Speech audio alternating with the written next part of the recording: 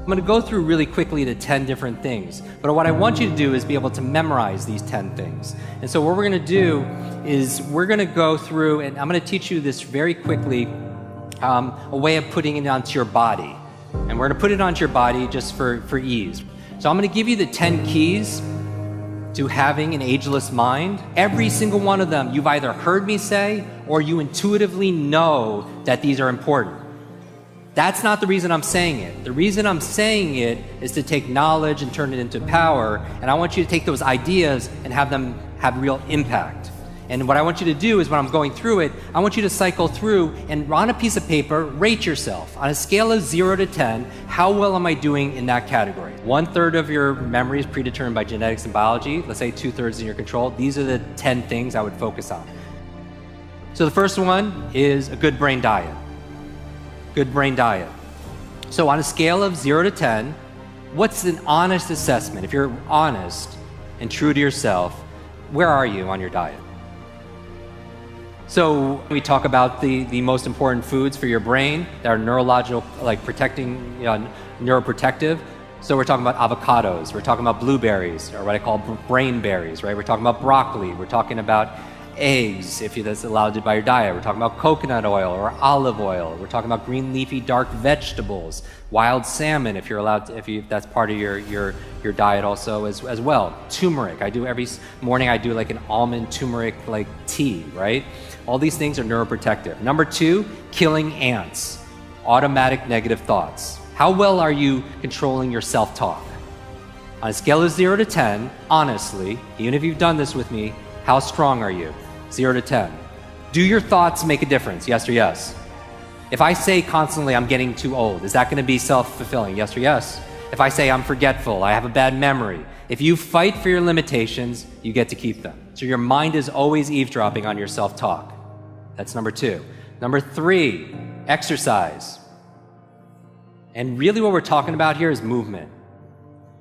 The number 1 function of your brain is to control your movement, right? That's why we know there's not just a brain-body connection, but a body-brain connection, that using your body in different ways stimulates neurogenesis, it stimulates neuroplasticity, it stimulates brain-derived nootropic factors, which is the fertilizer for making new connections. So you have to move, but we live in a very sedentary life, right? I was reading this book talking about barefoot kids and how we're taking away seesaws and swings and all these things. We're overprotecting them, and we're keeping them in a very sterile environment. They're not moving as much, right? They're always on their devices, and they're not getting the brain growth, right? And it's leading to learning challenges and so on. But how much are you moving every single day? They say sitting is the new smoking, right? You do not want to sit 8 hours a day and just study. I'm going to go through the rest fast. Number 4, brain nutrients, brain vitamins.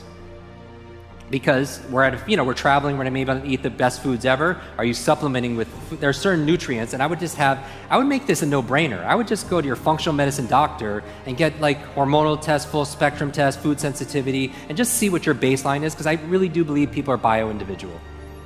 Like, and I've seen all the research, talked to so many individuals, find out what works for you. Because the most important supplement is DHA for the brain. DHA. All right, that's number 4. Number 5, positive peer group. So rate yourself, 0 to 10.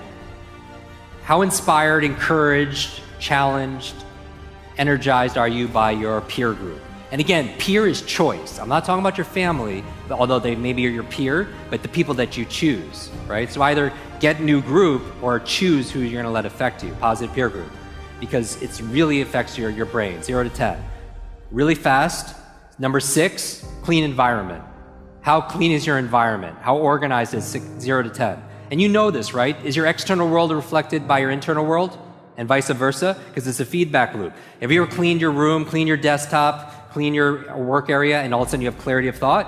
The reason why I brought up the boxing match is because I go over there, we watch this fight, and afterwards I was like, I was me sitting here, Sylvester Stallone on the couch here, and then to his left was Arnold Schwarzenegger. And I swear, if you took a picture of that, like, they'd be like, who photoshopped that Asian dude in that photo? But I was like, what does it take to be a champion like those guys? And then Arnold said, Jim, the difference between an amateur and a champion is a champion's willing to push past the pain period. Just like for those of you who did the exercise over the past few days, it's that intensity. And is there a pain period in a relationship? Is there a pain period sometimes in a health crisis? Is there a pain period also in your business?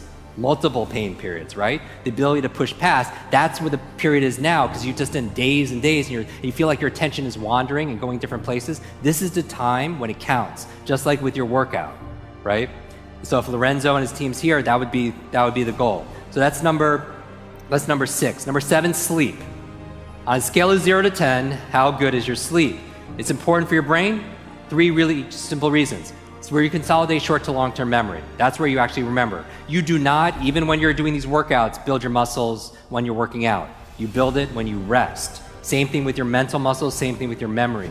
So that's where you consolidate short to long-term memory. The other reason why you sleep is it cleans plaque out that could lead to dementia and potentially brain aging challenges. The last reason why is how you dream, right? Your REM sleep, your REM stages of your sleep, that's very important because that's where your creativity, that's where, I'm telling you, like we did a whole thing on Superbrain on how to remember your dreams. But specifically, why do you want to remember your dreams? Because you learn all day, your brain doesn't shut off at night, it's more active at night.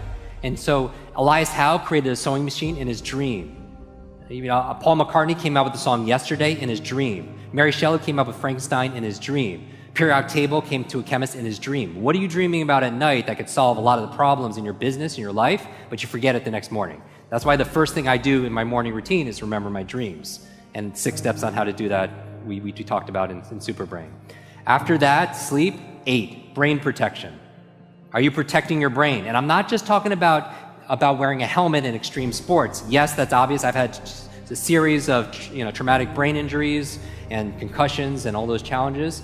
Yes, but I mean like things like EMFs. Like we did a podcast episode specifically talking about electromagnetic fields and how it's affecting the brain. Is that affecting the brain, you think? Do you think it's normal? Do you think we evolved or are born to be able to handle all the electricity that's coming out of these smart devices? You know, I read recently that over 90% of kids sleep with their phones underneath their pillows, right? Not on airplane mode, right? So it's big challenge. We just did 2 videos on that. They have 4 million views in just a matter of weeks. You should watch those videos. EMFs, protect your brain. Number 9, new learnings. New learnings, meaning that you might have seen the longevity. This is a longevity conference on the cover of Time magazine where was this study on nuns who were living 80, 90 and above. What was the secret to their longevity? Part of it was their emotional faith, gratitude. The other half, lifelong learners. These group of women were just learning every day, reading every day, having deep conversations, doing the work every single day. It added years to their life and life to their years. So always learning, and I'm preaching to the choir here. But I know for a fact, most of you could actually push it even more, all right? That's how you create neurogenesis and neuroplasticity. If you want to know the secret to having an ageless mind, neurogenesis says you could create new brain cells the day you die. Neuroplasticity is saying you can create new connections to the day you die. The 2 most important factors outside of sleep that's going to promote neurogenesis, neuroplasticity, novelty and nutrition. Just like your body, you have to give it novelty or stimulus, and you have to give it nutrition and feed that muscle. Does that make sense? Same thing with your mental muscles. So novelty of movement, novelty of ideas. But most people, as we grow older, and I mean chronological age, we shut down because we feel like we know everything, right? So there's no novelty that's there. There's a Rumi quote that says, sell your cleverness for bewilderment. Like, when's the last time you felt bewildered? Remember, you don't have creativity or have focus or have a memory or have bewilderment or have love or have motivation or have energy. You do those things. You do energy, you do creativity, you do focus, you do bewilderment. So we're taking nouns, turning them to verbs, and we're taking a structure, a process, a strategy, and how you can replicate that at will. And finally, the last thing, number 10, stress management. And this is the invisible one, right? Nobody wants to talk about, but you're under how many people didn't realize how much stress they were under until they were like hanging out here on the beach?